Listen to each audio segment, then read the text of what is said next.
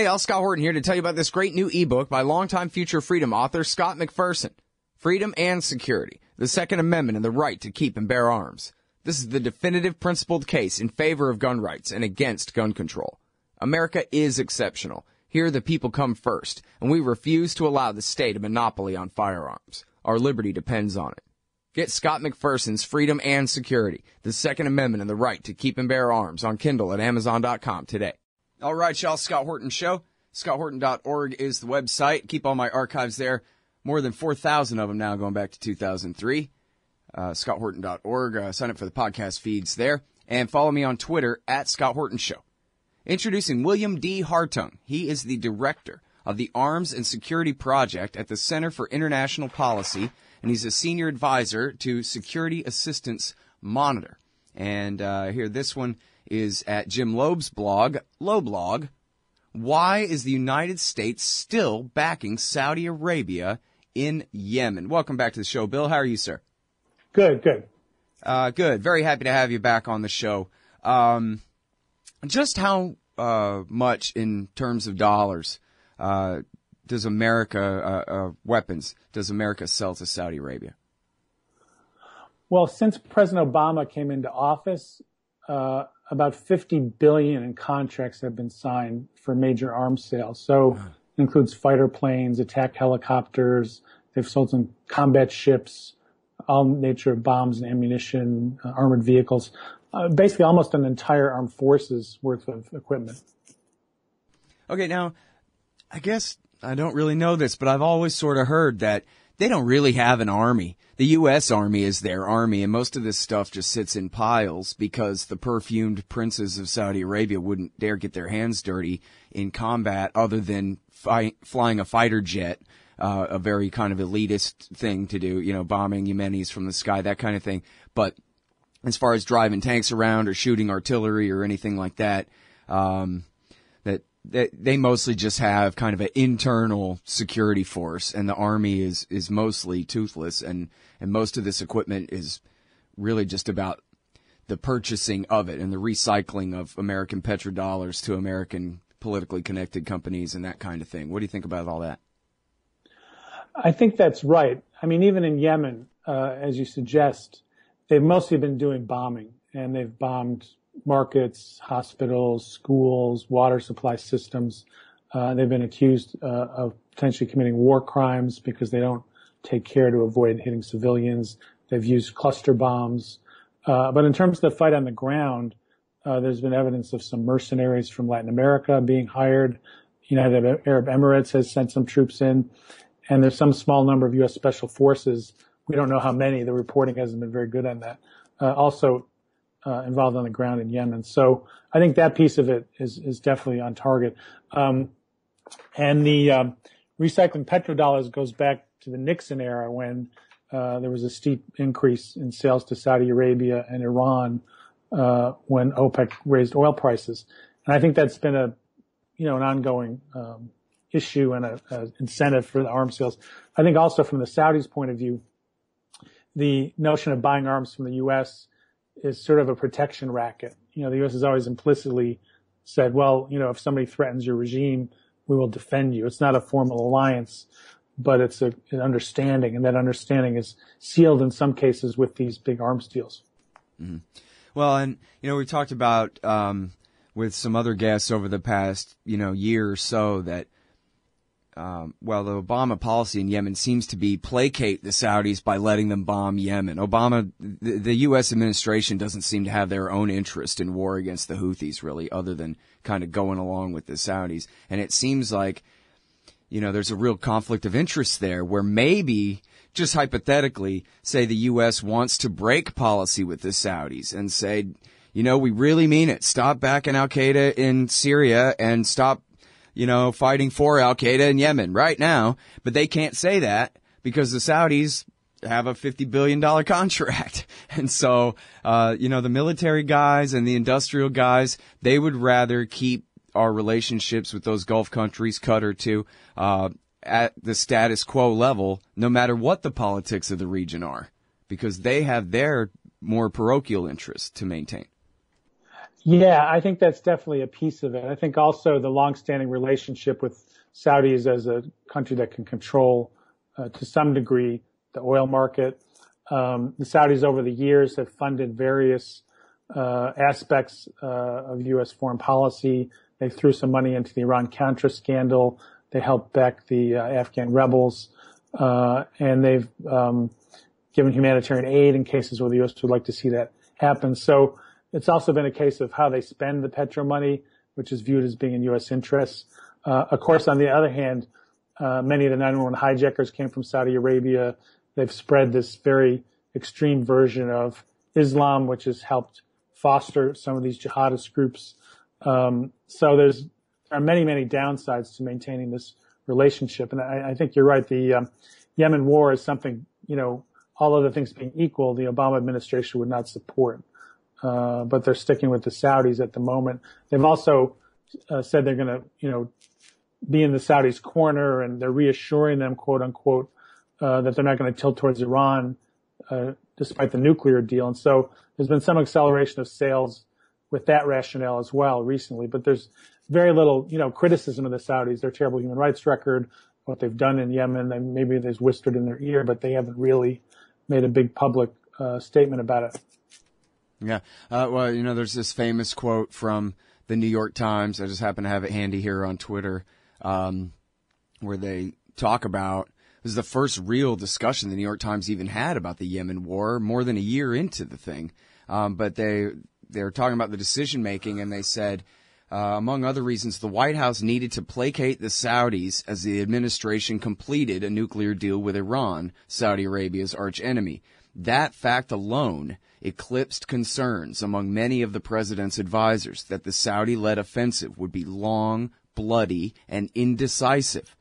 And then next paragraph, Obama soon gave his approval for the Pentagon to support the impending military campaign. So it's just to placate them over a side issue, when really it's funny because, obviously they feel like their position in our Middle Eastern order is threatened and all of that, but hey, at least we're securing Iran's nuclear program far better than ever before for them. It seems like when we're in the middle of securing their interests, it's a strange thing for Obama to then have to apologize and placate them by helping them wage a war in order to make it up to them.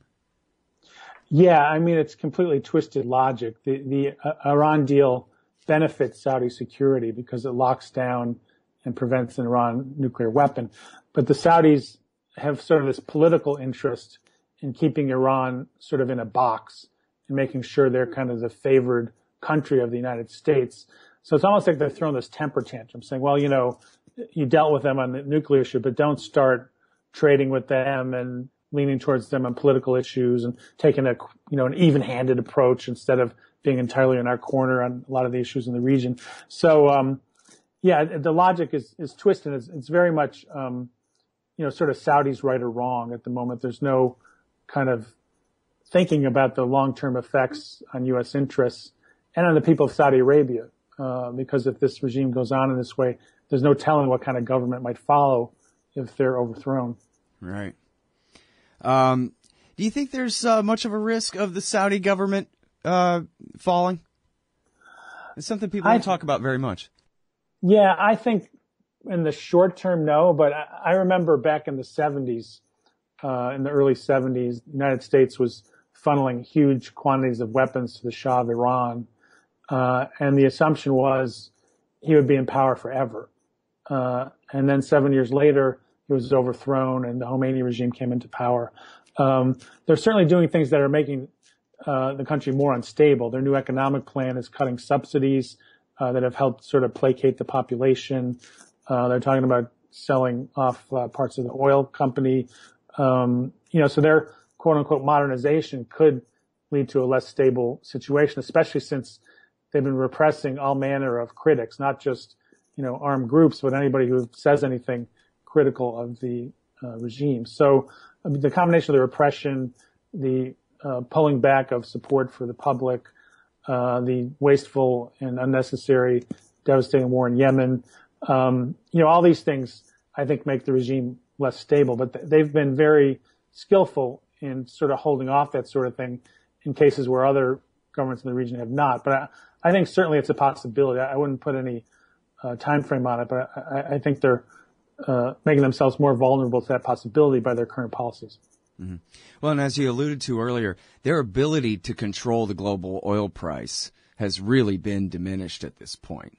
And I talked with an expert named Michael Clare, professor who studies this, who says if they try to do the usual game, which is cut production to drive the price up at this point, they'd only be cutting off their own nose to spite their face, and the rest of the global market would just continue going on as it is. And they wouldn't really be raising the global price. They'd only be cutting their share of it. And so there's so much diversified oil resources being produced in the world right now that they're no longer in that kind of position where maybe they could save themselves that way. I think that's right. And they're in a bit of a quandary about what to do about their potentially reduced oil revenues over time. And one of their strategies has been, well, we're going to start investing all over the world. And that's going to be sort of what's going to sustain us over time, is plowing this oil money into various kinds of investments. But of course, the investment climate in the world has been quite unstable in the last 5 to 10 years. So whether that strategy will really save them or not is an open question. Yeah. Okay, now I'm going to pass on a crazy rumor, but it comes from an interesting source. And my only purpose in telling you, Bill, is so that, maybe you can ask around, see if anybody else has heard this. I was talking with former Ambassador Dan Simpson, who's now a newspaper writer and a real expert on Pentagon policy and stuff. And we were talking about this, and he said that he has heard that there are U.S., American pilots are actually flying as the co-pilots with the Saudis in their bombing campaign in Yemen, that they're literally holding their hands all the way to the targets. And I don't know if you've ever heard that. Have you heard anything like that? I haven't. I mean, it's interesting that the role of U.S. Special Forces on the ground in Yemen has got such little attention. The Washington Post mentioned it the other day, and it's sort of looming in the background. But even absent whether they're providing pilots, they're providing targeting information, they're refueling their aircraft. Of course, they're supplying the bombs and the aircraft that are doing the war. So I don't know if the U.S. would take that additional step, but it's certainly worth asking anyway. And there's been so little detailed coverage of the war that it's hard to determine some of these things. Mm-hmm. Yeah, by the way, as far as American Special Forces on the ground, as far as I've heard, that's all with an eye toward bombing Al-Qaeda targets or Islamic State targets, not in fighting the Houthis. But then again, I guess you need guys on the ground with laser designators for the planes above anyway. So is it JSOC? They're fighting on both sides of the war on the ground there? I'm not sure. I mean, the reports have been that they're trying to fight Al-Qaeda in the Arabian Peninsula, and there's even allegedly some ISIS presence. My guess is that's what they would try to do. It's such a complex conflict, I can't say for sure what's happening on the ground. Mm. But they do typically need somebody down there with a laser pointer to hit their targets, right? Well, for the greatest level of accuracy, that they have somebody to call on the strikes. Of course, the Saudis haven't been particularly accurate, but it's not clear they want to be. I think they're hitting civilian targets partly as a way to terrorize the population, and also thinking somehow the Houthi will back down if they wreak enough destruction. Yeah. Well, so far I don't know of any indication of that. I mean, there have been some negotiations, so maybe I guess if a hawk wanted to say, yeah, we bombed them to the negotiation table, but how's that going? We have a ceasefire with bombs still going off at this point, right? Yes, the ceasefire is being violated, and the UN Secretary General Ban Ki-moon put out a statement to that effect just about a week ago. He's trying to get involved in the peace talks, which have not been going very far. The Saudi side wants the Houthi to completely disarm, which I don't think I think that's a non-starter, given how vicious this war has been. I don't think there's the trust there to do that. And if there's not some concessions on this side of the former government and the Saudis, it's not clear that's a fair bargain for them. So if they don't get over that hump, it's hard to see how they move to a real political settlement. I mean, if they could actually have a real ceasefire and let humanitarian aid flow, that short term, that would be an improvement. But the actual political settlement, it doesn't seem to be moving at the moment. All right, and now you do talk about in the article that there's a bit of a move in Congress to begin to check this. John Conyers and Rand Paul, what are they doing? Well, Conyers had a amendment to stop the transfer of cluster bombs to Yemen, which they've used in a number of cases near civilian areas. And cluster bombs are illegal under an international treaty, but the United States and the Saudis have not signed that treaty. But the United States has its own kind of narrow policy that says, well, the cluster bombs that are dropped should have less than a 1% dud rate, because the little munitions that come out of the cluster bombs can sit on the ground unexploded, and they serve almost like little landmines. If somebody picks them up, they can lose a limb or be killed, or can impede agriculture because they're in the fields and so forth. So that particularly egregious aspect of the trade is what Conyers was going after. And they lost by only about 4 votes, I believe. So in the past, the Saudis there'd never be a critical vote against the Saudis, probably even make it to the floor, much less get this many votes. So I think that's, a hopeful development. Also, in the Senate side, Senator Chris Murphy of Connecticut and Rand Paul have a bill that would stop the flow of air-to-ground munitions of all sorts that are being used in Yemen, unless the Saudis met a series of conditions that they're very unlikely to meet. But that one hasn't really moved in the Senate. But there's groups like Oxfam and others, Amnesty, Human Rights Watch, that have been keeping a close eye and doing some of the best reporting of what's going on there. And there's other groups in the non-governmental community that are trying to make this a bigger issue. So I think at least there's a start in that direction. And the Saudis have a huge lobby in Washington, and they're spending a lot of money to sort of put a gloss on this and kind of downplay what they're doing in Yemen. Yeah. Well, one of the real problems here, of course, is it's an election year, so there's never room in the news cycle for a boring old story like a war in Yemen. Most of the TV news people have probably never even heard of it. It's certainly not a political issue unless, what it would take, I guess, would be for one of the candidates to figure out that if they could figure out a way to explain it in a way that showed just how contradictory and horrible it is, maybe they could get a little bit of mileage out of it that way. But is Donald Trump smart enough to understand the war in Yemen well enough to explain how contradictory it all is, fighting for and against Al-Qaeda at the same time, all this time, and all this kind of thing? No way. So it's just a dead issue. It's you and me, Bill, and occasionally a report from Human Rights Watch, something like that. Yeah, well, I think there's a network of people, but we're definitely outspent, and it's an uphill fight for sure.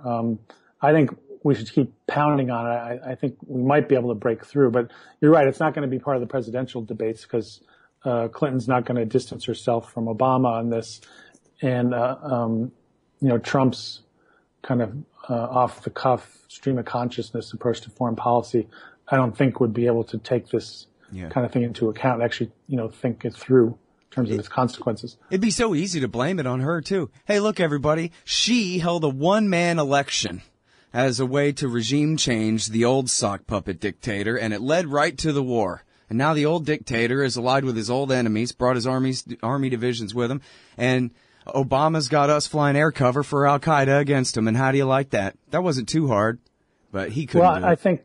I mean, he's criticized the Iraq war, the initial Bush invasion, I think partly just to hit Jeb Bush over the head with it.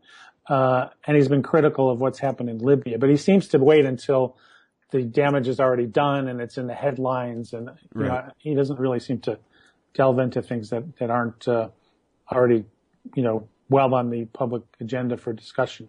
Yeah. Boy, I miss Ron Paul. I'll tell you what. But anyway, no, it's good, though, that, as you say, this is probably the best thing Rand's ever done if he's saying halt all weapon sales to Saudi until they stop killing civilians in Yemen. I mean, that's a pretty good one. Well, they're focusing on the bombs and the missiles, but I think that's a good start. Yeah, airdrop munitions, you say here. Yeah, they haven't gone against the bigger sales, which would be an even bigger fight, of course, because there's tens of billions of dollars at stake. But anyway, I think it's moving in the right direction, at least there's a debate in Congress, which wasn't the case for a long time. But I think it's one of those things where people have to keep fighting the good fight and see if there's an opening politically to make a difference. I mean, at some point, even the Saudis might decide it's not in their interest. Of course, they've done so much damage already. It's horrifying. But, it's bleeding their treasury. It's hurting their international reputation because other countries, are more aware of this, are making a bigger deal about it. So there might come a point where they want to cut their losses, but it doesn't seem to have happened yet. Mm. Well, and I guess there still remains a big question as to whether Yemen will exist as a single country at the end of this thing. It was already, pretty tough to hold it together under the Saleh regime, right? Yes. I mean, there was a period where there was a north and southern Yemen some while ago, and the Houthi are stronger in the north, and they've always felt kind of abused by the central government. So some sort of, looser federation or even a breakup of the country, it's very hard to know. I mean, the longer this war goes on, the harder it's, you can see how you could put Yemen back together again. Yeah.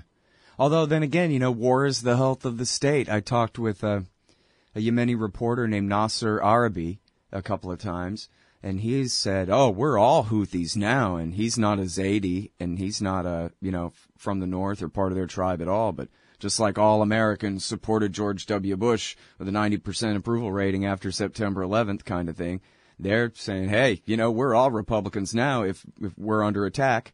So maybe the socialists and the Houthis and the Salafists and everybody will get along better than ever before after this. Who knows? Well, there is kind of a common outside enemy in terms of what the Saudis are doing. So who knows what that'll do. Yeah. Well, and I'm kind of kidding about including the Salafists there. That may be pushing it. In fact, that's one more little thing I'll leave you with is what he told me. I asked him about Al-Qaeda there, and he said, oh, they're growing so strong and they're doing so much better, and USA and Saudi are flying as their air cover, and that's what's happening. It's terrible. And I said, okay, so tell me about the Islamic State. And he said, okay, actually, everything I just said about Al-Qaeda, actually, that's the Islamic State, because everybody's calling themselves that now. And the reason why he said is because America's killed so many old Al-Qaeda leaders in Pakistan and has killed so many old Al-Qaeda leaders in Yemen that now all the young bucks basically have no leadership, so they can kind of make their own decisions about what they want to do. And they've decided that ISIS is the hotter brand name now, so they're going with Baghdadi and his guys. And it's more or less the same group is now kind of converting over en masse to the Islamic State. So look forward to more of that. Yeah, I mean, this whole idea that any of this is going to be solved by force should be clearly, debunked by the emergence of ISIS in the first place, which came in many ways out of the invasion of Iraq. So, the idea that more bombing is going to fix the problem that bombing helped create, I think is absurd, but it seems to carry a lot of weight in some circles in Washington and in the media, even at this late date. Yep. All right. Well, thanks very much for coming back on the show, Bill. Really appreciate it. Yes. Thanks for having me. All right. Y'all, that is William D. Hartung. He is the director of the Arms and Security Project at the Center for International Policy, and he's a senior advisor to the Security Assistance Monitor. This really great article. Please help make it viral, guys. Very important piece here at lowblog.com. Why is the United States still backing Saudi Arabia in Yemen? That's the Scott Horton Show, scotthorton.org for the archive. Sign up for the podcast feed there. Help support at scotthorton.org/donate, and follow me on Twitter at Scott Horton Show. Thanks, y'all.